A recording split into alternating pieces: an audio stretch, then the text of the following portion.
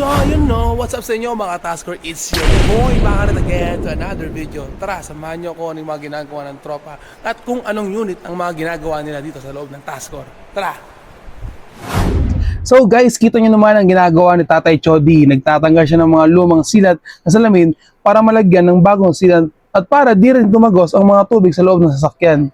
By the way, ito nga pala ang Isuzu Cab and Chassis 4HK1 na 18 feet.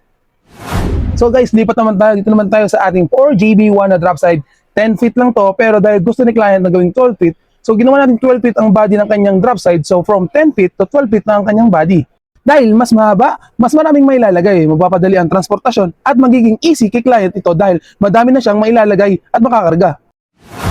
Dito naman tayo kay Kuya Ogie. Ang kanyang ginagawa naman ay dinodouble coating niya na ang body ng engine para sigurado talagang maganda at presentable ang unit natin. Dito naman tayo kay Kuya Rafi na nag-aayos ng gear at brakes para sa cab and chassis para mailagay na ang mga gulong nito. At andito naman ang tropa na si Lawrence na nagliliyan ng kanyang mga pinagmasilyan ng parte ng cab and chassis para pumantay at maya-maya nito ay bubugahan niya na ng first coating ang mga parte ng pinagmasilyan niya.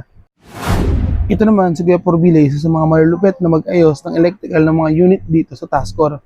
Ang ginagawa niya dito ay yung wiring ng headlight, wiper at brake lights para sa safe at maayos ng unit pagdating kay client.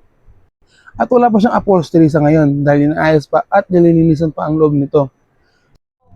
So guys, hanggang dito na lang tayo sa mga unit natin sa susunod ulit na video. Paalam!